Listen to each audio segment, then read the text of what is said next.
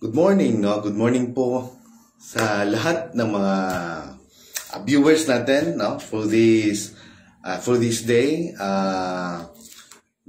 December 6, if I'm correct, no? Or 7, Tuesday po, 2021. So, good morning po, no? Luzon, Visayas, Mindanao. We are officially live right now. So, thank you po sa lahat ng mga sa lahat po ng mga LM, sa lahat po ng mga youth, sa lahat po ng mga men, to all the members of United Pentecostal all over the Philippines. So, good morning po sa inyong lahat. No? Nandito naman po tayo by the grace of God. I would like to share with you just a little, no? Maliit lang po na time for sharing the Word of God for this early morning. Maraming salamat nga pala, no, sa lahat na nag-view, no, na nanonood po ng mga previous na mga tawag nito, mga Word of God, no, ng yung mga live streaming po, no. So for this morning, I would like to share with you a passage, no, or a Word of God according to John, in the book of John, chapter 4, verse 25 to 26. So, sabi dito, the woman, I know that Messiah is coming. When he comes, he will explain everything to us. Then Jesus declared, I who speak to you am he. So, it is about a conversation with Jesus. How did Jesus talk to ordinary people, or Jesus talks with a Samaritan woman? So kung paano po siya mag-deliver, paano po siya makipag-ugnayan o makipag-usap, no, yung ating Panginoong Hesus sa mga ordinaryo lang na mga tao, kung ano ba yung ginagamit niya ng mga words, no, na very simple pero napakalalim ng meaning.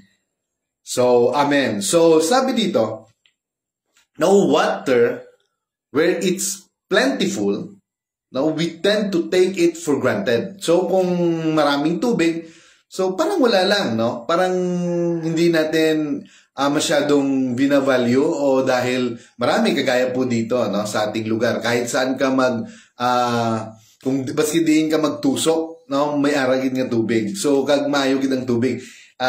Hindi sa ibang lugar, no, just like for example in other places, no, so hindi maganda yung tubig sa ilalim, pero dito sa atin we are so blessed na kahit saan ka magtusok, kahit saan ka magtawag nito, magkuhan ng tubig, no, so maglagay ng tubo, maraming tubig, no, at saka malinis. Amen. So like air, often we fail to use it carefully, we waste it. So not so in the desert. So itong Samaritan woman, no, nag-uusap po sila, no, alam natin yung doon po, no, sa lugar na yon, medyo hindi maganda, no, yung naghahanap talaga sila, gumagawa sila ng mga balon para lang magkakaroon ng tubig. At sometimes naglalakbay pa sila on that time para lang mag-igib, para lang mag-ipon, no, ng tubig. So ganun ka-importante yung tubig sa kanila. So Jesus Christ, no, our Lord Jesus Christ set as an example about water, yung pinag-uusapan nila, no. Amen. So on that Samaritan woman. So sabi dito, not so in the desert, where even plants hoard water with bristly defenses. There, water takes on a mythical aura, taunting vision, amen, of pools and streams dance in the heat waves, a craving for water crowds out all our thoughts. And one spoon on a parched tongue is worth gold. So ganun po yung ka-valuable yung tubig, no, sa kanila. So to a woman in a dry land who spent part of each day howling clay jugs to and from a well. Water was the most powerful symbol imaginable. So, yung tubig talaga, no, yun ang pinaka-importante sa kanila. Kaya nag-haul siya ng tubig, no? Nadala-dala po yung clay jugs. No? So, siguro, maraming bises, no, pabalik-balik para lang mag-igib, no, para kumuha lang doon sa well o balon. Amen. So, little wonder that when Jesus offered living water, kaya nga nung usap sila, and then Jesus Christ offered a living water, sinambit niya po yung living water that would never run. No? In John chapter 4 verse 14. So, yung tubig na buhay. So, alam naman po natin na yung tinutukoy ng Diyos ay yung banal na spirito. No, na sinasabi niya na itong tubig na to, living water, which is in the inside, no, comes to our belly, no, the river of life, nga, sinasabi niya sa karamihan. So, ito po ay hindi na, no, sabi niya kung makainom ka nito, hindi ito mauubos. At hindi ka, hindi ka mauuhaw ulit kung andyan yun sa'yo. Sabi niya. So, the Samaritan woman paid attention. So, no, simple lang, alam ng Diyos kung ano yung importante sa kanila. So, yun po ang sinambit niya at inihambing niya po yung water to that, no, water, no, na pinag-uusapan nila na kanyang ginagawa, no, on that time, no, sa well na yon, sa balon na yon. So, dahil sinambit niya yung word na water, which is the living water, which is the spirit, so nagkakaroon po ng he paid attention, no, to our Lord Jesus Christ. So Jesus uttered some of his most memorable saying in the midst of ordinary conversation. Amen. So the book of John rarely shows him speaking to large crowd. Instead, we see Jesus meeting secretly a nervous religious leader in chapter 3 verse 121. So, or talking with a promiscuous woman, and beside the well, both visitors carried away simple yet profound images. Amen. And today we recall those words among the most familiar in all the Bible. So, ito po yung mga simple word of praise with a profound meaning. So, napakasimple pero malalim po yung meaning. That is the style, no, ng ating Panginoon. Teaching as presented in John, no biblical author used simpler, more commonplace words.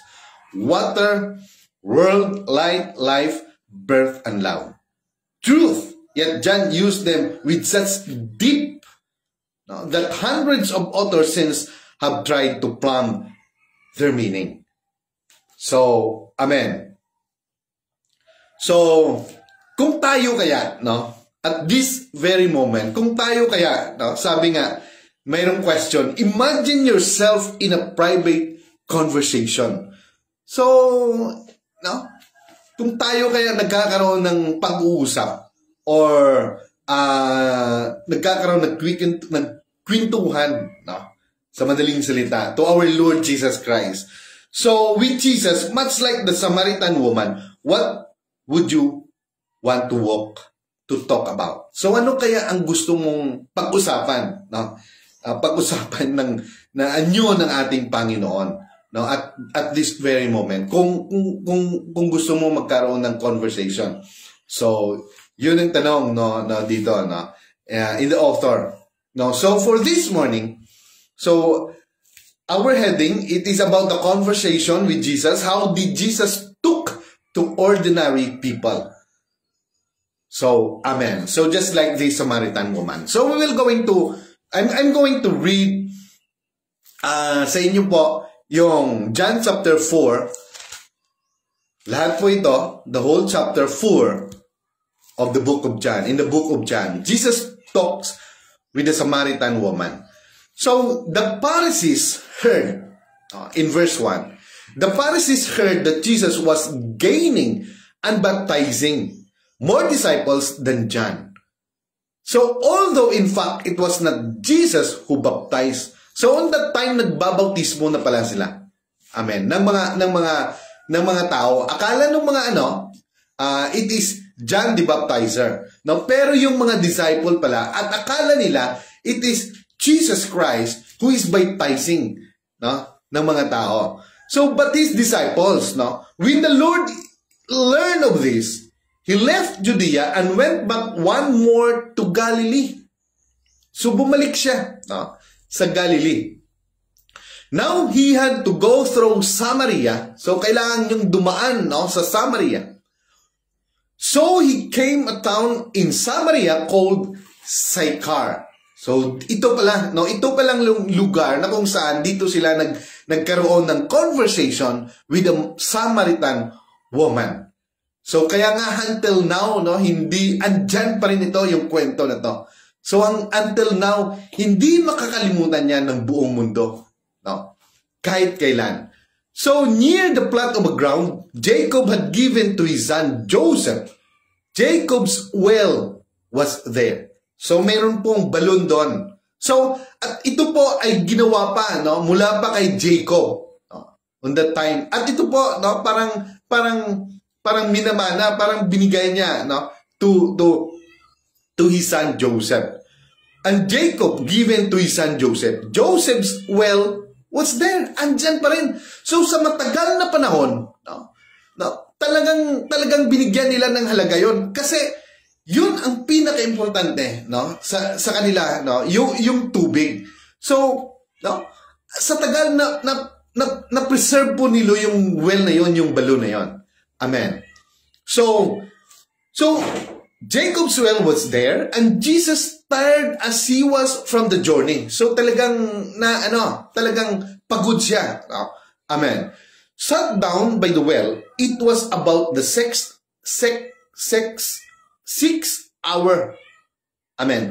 When a Samaritan woman came to draw water, Jesus said to her, "Will you give me a drink?"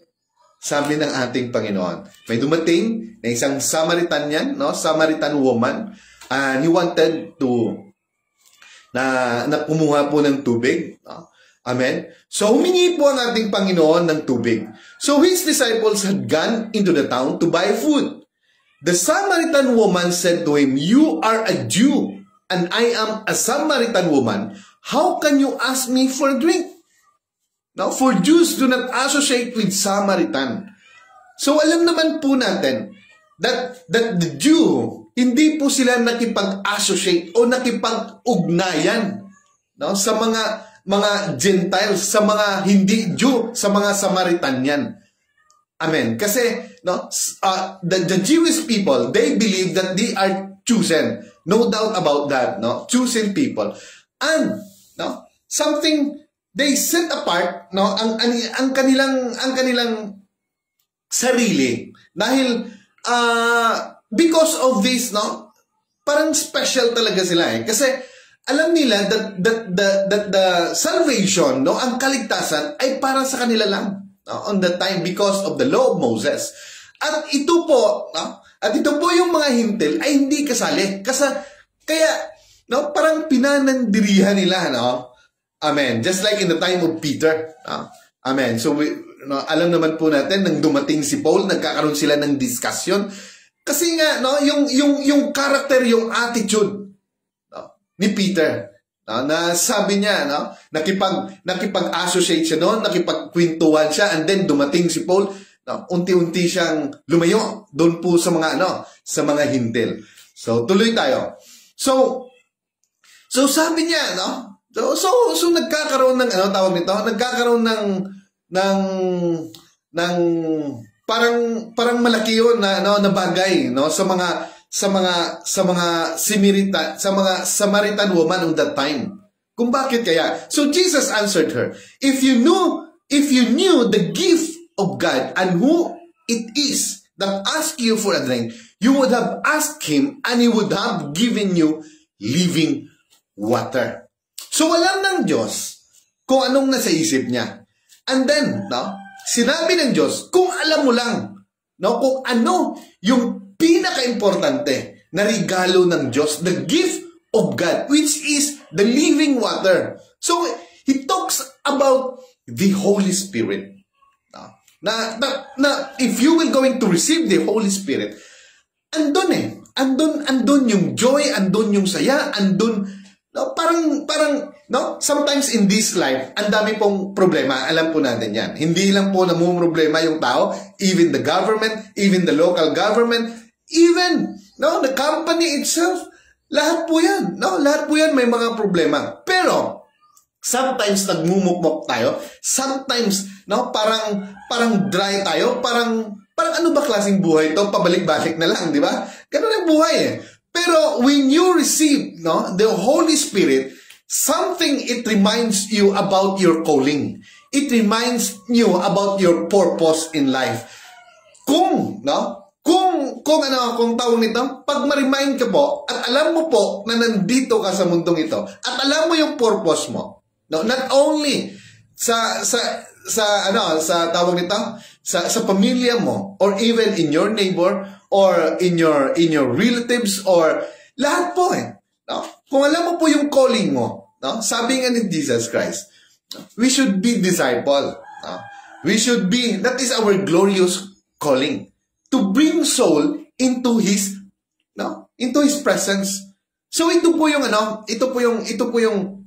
dito niya po, no, sinabi about the water, no. So napakadali lang po isipin, no, pero it is very profound po yung meaning. So in this chapter, napakasimple lang po yung conversation, pero ang dami pong mga malalim na sinasabi yung meaning doon, no.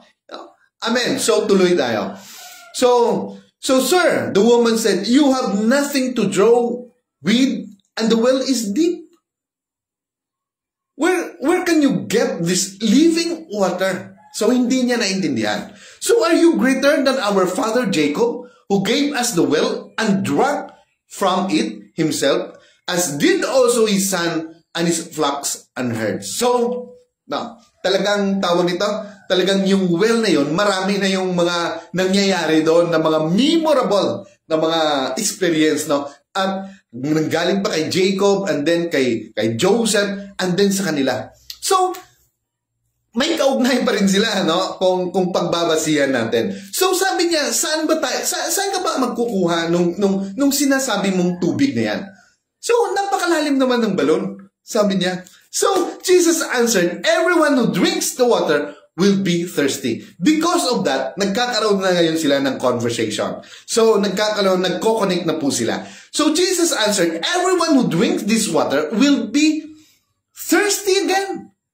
Sabi niya, kung sino man ang makainom ng tubig nito, dito sa balon na to, so mauuhaw siya ulit.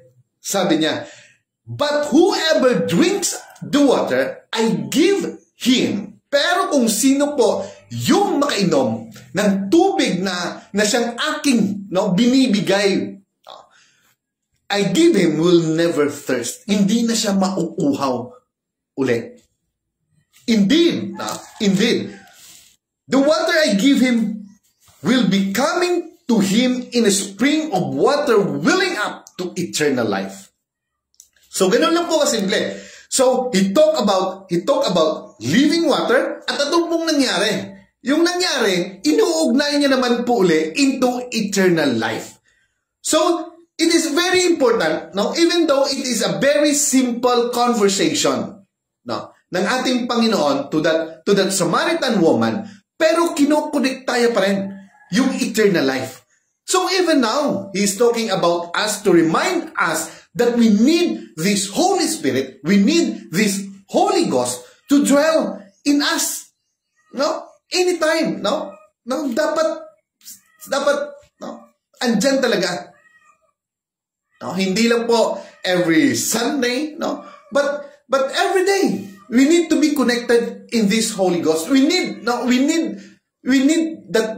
Holy Ghost, no, na mag-dwell po sa ating puso, no? Amen. Indeed, no, because God wanted to dwell, no, His kingdom here in our heart.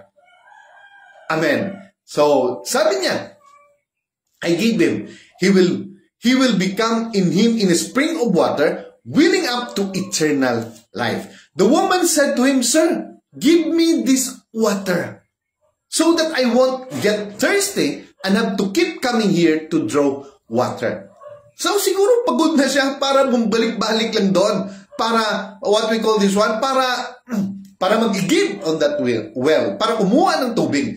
So sabi niya, give me this water. Bigyan niyo po ako ng tubig na to, this living water. Para hindi na po ako, mahirapan pa. No? On that way, parang sinasabi niya na hindi niya pa na-get, yung sinasabi ng Diyos. So the woman said to him, Sir, give me this water so that I won't get thirsty and have to keep coming here to draw water. He told her, go, call your husband and come back. Iba talaga Iba ang sistema, ang style ng ating Panginoon. So iniba niya naman yung tema. Amen. I have no husband, she replied. Jesus said to her, you are right when you say you have no husband. The fact is, you have had 5 husbands. And the man you have now is not your husband. So the man you have now is not your husband. What you have just said is quite true. Sir, the woman, I can see that you are a prophet. So alam ng Diyos na mayroon siyang kinasama. Hindi lang po isa, 5. Amen. At doon po, dito po sa talatang ito, in this passage, talagang alam ng Diyos yung kasalanan niya. Pero according to the law, if you are a Jew, on that time, just like si Mary Magdalene, they tried, na ipinakita sa Panginoon na siya po'y nagkasala. She is of adultery. At according to the law, kaya siyang, dapat patayin siya. She will be stoned to death. Amen. Pero in this time, in time of grace of our Lord Jesus Christ, hindi nga siya kinundeme about sa kanyang ginagawa. Simple lang yung sinabi ng Diyos. Alam ng Diyos. Pero hindi niya na sinabi na ano ka, napakarumi mo, makasalanan ka. He did not say that. Pero pinamukha lang ng Diyos sa kanya kung anong ginagawa niya, which is true, at inako niya po yun. Tama ka. Sabi niya. Now, sir, the woman said, I can see that you are a prophet because of that. Nagiba na ngayon yung pananaw niya. So, yung kanilang pinag-uusapan ay lumalalim. First, gumamit lang ng living water, the word water there, at nagkaroon ng, he paid attention to our Lord Jesus Christ. They have now connected, and have a deeper conversation. And then, Jesus, talagang sinabi ng Diyos about this living water, this is a connection to our salvation. And then now, he's telling about, yung ginagawa niya na kasalanan.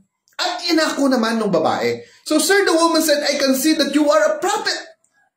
Iba na ngayon yung kanyang tingin. Our fathers worship on this mountain, but you just claim that the place where we must worship is in Jerusalem. So, which is true naman yon on that time.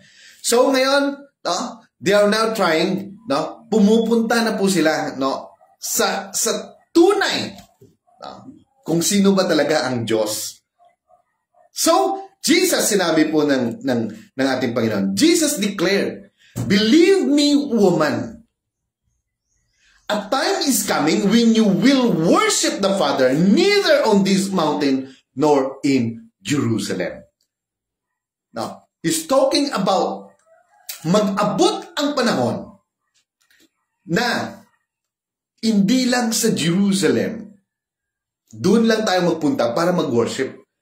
Or even now today, whether you were now in this early morning, you can worship God. Or even kahit saan, hindi lang sa Jerusalem, but us, every Sunday, we worship para po sa pangkaramihan, because napakaganda po mag-worship. But even now, God wanted us to worship kahit saan. Amen. So, ganun po yun. Because now, Now, in times of grace, where Jesus Christ crucified on the cross, so He wanted to, now, gusto niya maabot lahat-lahat, now, in repentance, sa pagsisi ng kanilang kasalanan. So, gusto niya maabot ang lahat because, now, Jesus Christ wanted to dwell each and every one of us there in our heart. He wanted to build His kingdom in your heart, in our heart. Amen. That's why, kaya nga living water, the Holy Spirit. Amen. So sabi niya, time will come na hindi lang sa Jerusalem. Even this mountain, pwede na, sabi niya. So, at nangyari yan. Amen. Tuloy tayo. Believe me, a woman, a time is coming when you will worship the Father neither on this mountain nor in Jerusalem. You Samaritans worship what you do not know. So what? So, sabi niya, nag-worship kayo sa Diyos na hindi nyo na malalang kung sino. We worship what we do know. For salvation is from the Jews. Klaro yan, for the Jews. Yet the time is coming and has now come when the true worshipers will worship the Father in spirit and truth. So time is coming and it's already nangyayari na. Nasabi ng Diyos that God is spirit and truth. So and then sabi niya, for they are the kind of worshiper the Father seeks. So ano ba talaga yung hinahanap ng ating Panginoong Diyos? So he's talking about those who worship in spirit and truth. Yun talaga ang hinahanap ng ating Panginoon. Yun talaga ang pinaka-importante. Alam natin kung sino yung ating winumworship, yung ating pinipraise. Kaya nga, wala na iba. We need the living water. No? Because if the Holy Spirit is within, He will reveal to us the whole truth. I mean, without the Holy Spirit, even sa pagbasa pa lang ng Bible, mahirapan ka eh. Sometimes, hindi mo na intindihan yung mga bagay na yan. Yung mga word na yan. But if the Holy Spirit is within you, bubuksan at bubuksan niya yung isipan mo.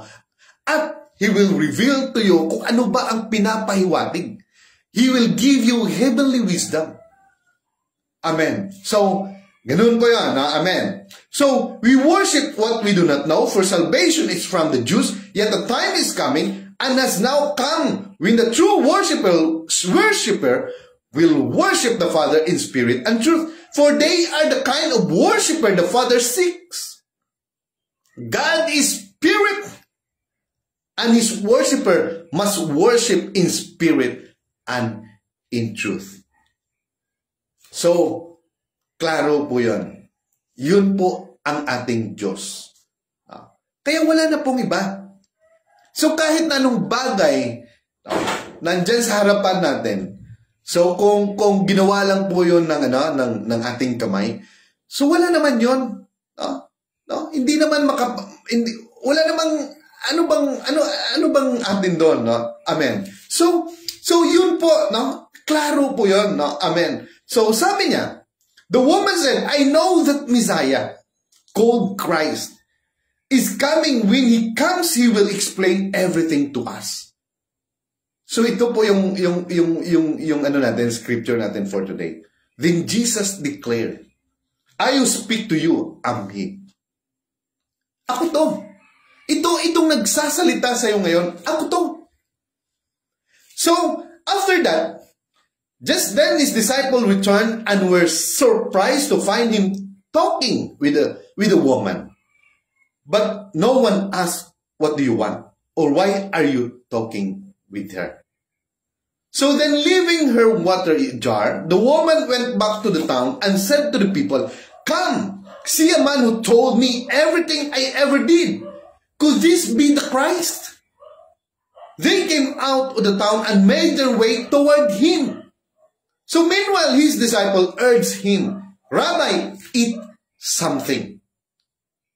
Amen. But he said to them, I have food to eat that you know nothing about. So mayroon akong mga gustong gawin.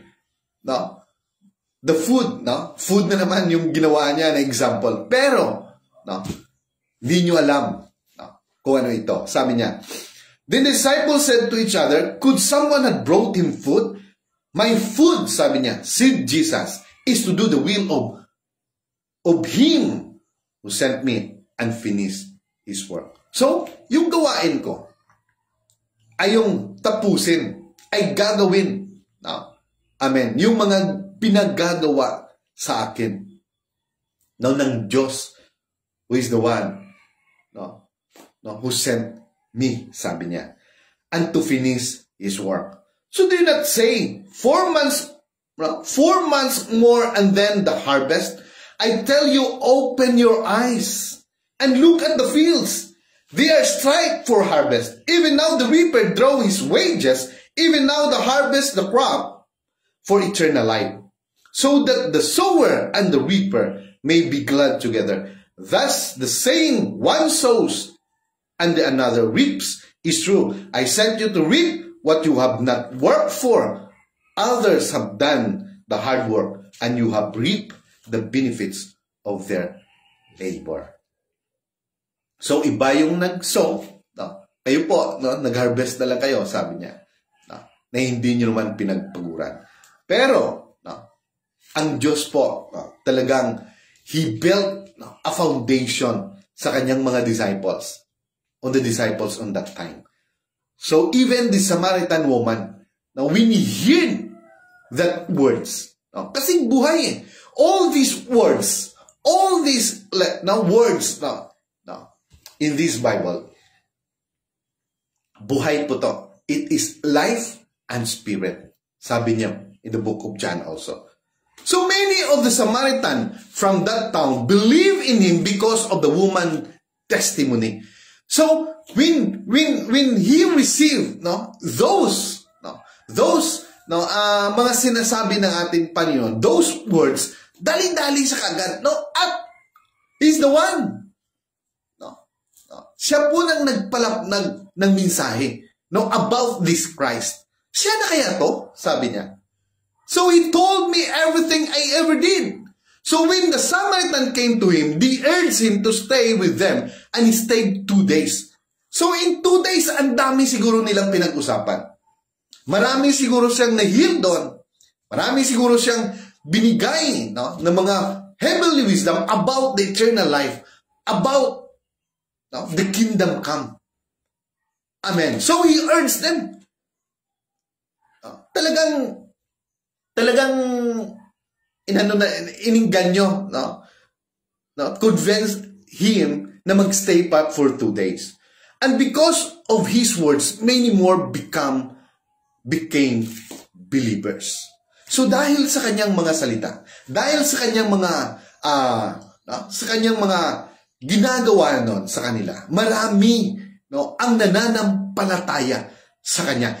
They said to the woman, we no longer believe just because of what you said. Now we have heard for ourselves. And we know that this man really is the Savior of the world. So walang pagundangan. Sila ay naniwala sa ating Panginoon. Hindi kagaya sa mga chosen people. When he enter into Jerusalem, kahit saan lugar doon, mayroong nag-uusig sa kanya. Pero dito, talagang sila ay naniwala. They believe that He is the Savior of the world. Amen. That's why there is, wala na pong, alam natin, for the whole Bible, especially in the New Testament, wala tayong may dito. Even Jesus Christ, hindi po siya nag-iisgot. He could not condemn about the riches and the wealth. Pero the most important thing na pinapasok niya talaga is about the eternal life, about the Holy Spirit, about the second coming. Even how we will going to worship Him. That we should believe that God, our Father, is a spirit. and we should worship Him in spirit and in truth. Amen. So, pero after 2 days, na nandun siya nagstay, He left for Galilee. Now, Jesus Himself had pointed out that the prophet has no honor in his own country. Doon niya nalaman, na doon sa kanyang, sa kanyang lugar, hindi siya welcome doon, Although mayroon din, maraming din nagbibilib sa kanya, pero sometimes nababaling yung kanilang faith because of what? Because of the law. Nagkakaroon ng conflict, religious conflict. Amen.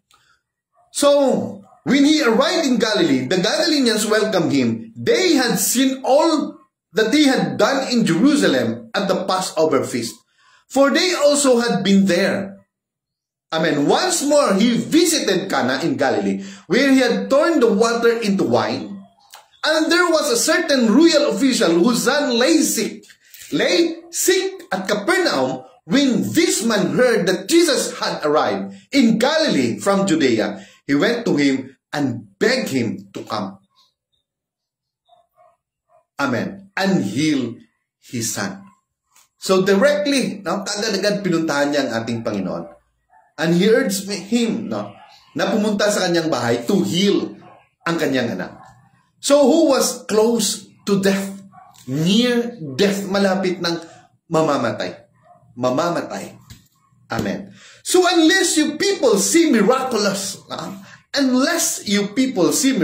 signs and wonders, Jesus told him, you will never believe. So hanggat hindi nyo nakakita yung mga works and wonders, miraculous sign ng Diyos, hindi kayo maniniwala. Alam mo, kung ikaw pagsasabihan doon directly, talagang mayroong laman yun. Amen. So the royal official said, Sir, come down before my child dies. Dahil kailangan niya. Parang pinapalipas na lang sa isipan niya. Parang binalibalayalan yun. Amen. So Jesus replied, you may go, your son will live. Wow. As simple as that. Amen. The man took Jesus at His word and departed. While he was still on the way, his servant met him with the news that his boy was living. Kaya on that moment, naniwala siya. And then he departed. Umuwi siya. And then, nung pagdating niya, yung kanyang anak ay na-heal, naayo. Amen. So, his servant met in which the news that his boy was living, when he inquired as to the time when his son got better, they said to him, the fever left him yesterday at the 7th hour. Wow. Amen.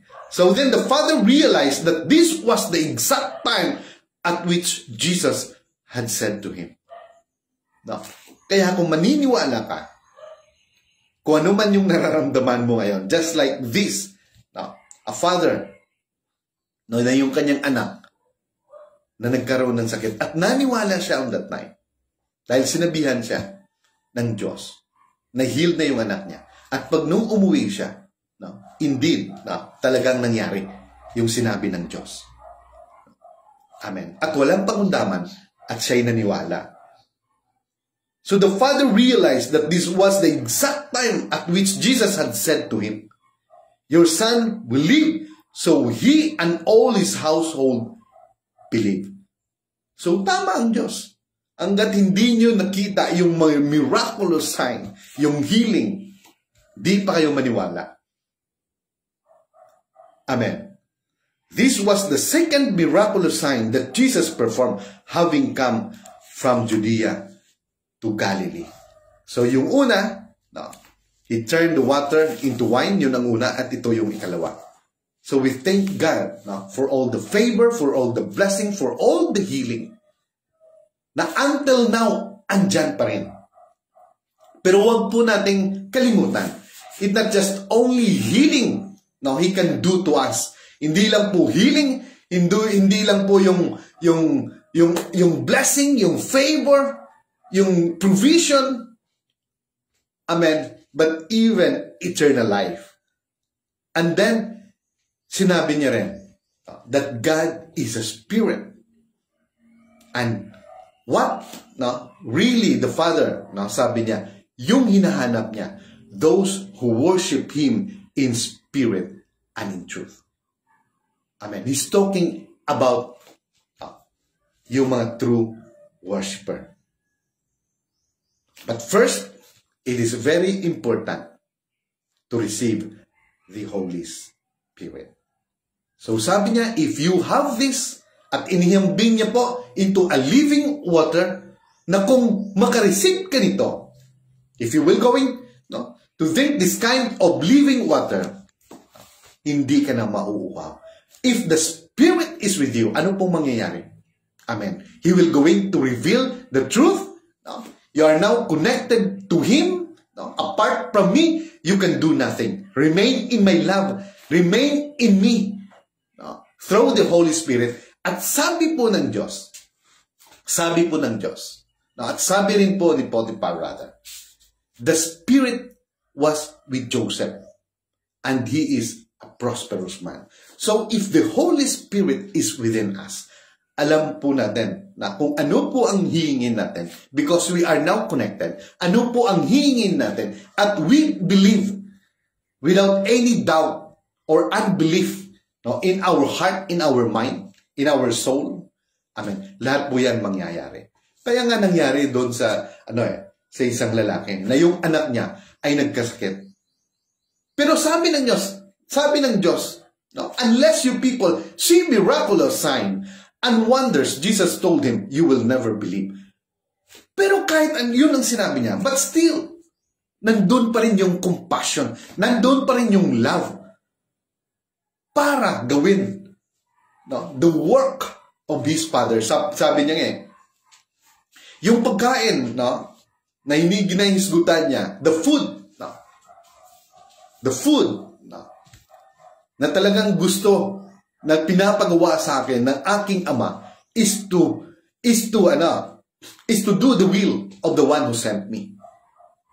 That is my food, sabi niya, to do the will of God and to finish His work. Amen. So, thank you sa lahat po ng mga viewers natin for this morning. I would like to thank you, lahat po kayo. Thank God for all the favor, for all the blessing, and everything na ginagawa niya po sa ating buhay. At pinipray din po natin yung ating mga kasamahan po dyan sa church, pray po natin for comfort to Brother Charlie and family, and sa kanyang pong wife, and also kay Brother Tuntun, and also the family, that God will going to comfort and give them also provision, and also that the Lord Jesus Christ will make a way. So pray natin sila, and also keep on praying, each and every one of us, for this life. Amen. We know that hindi po ito yung the best na lugar para sa atin, pero we know that God is always with us. Who will be against us? Do not be afraid, sabi po ng Panginoon. Do not be worried, sabi ng Diyos, because seek first the kingdom of God and His righteousness, and all these things shall be added unto you. So we thank God for all the blessing, for all the favor. So for this moment, before I end, and I'm going to close this live streaming, I would like to pronounce or to declare blessing to you according to Number chapter 6 verse 22 to 27. Sabi po ng Diyos kay Moses to tell Aaron to bless these chosen people. So now He's telling us to bless all the viewers.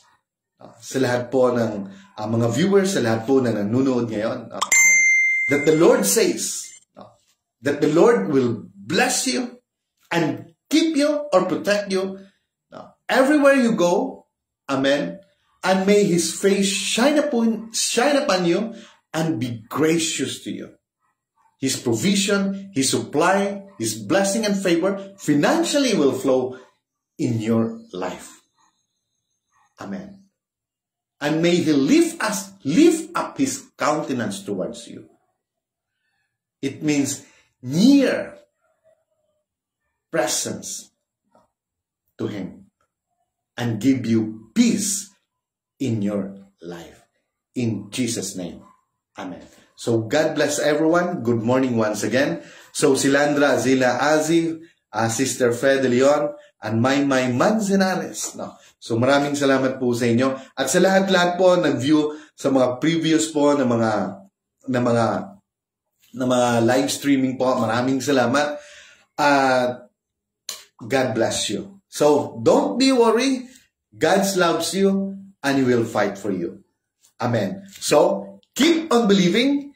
Keep on trusting Him. Sabi niya nga, whoever dwells in the Lord, amen. Now, He will go in. There is rest in Him, in our Lord Jesus Christ. So 1,000 may fall, 10,000 on your right side, at your side, amen.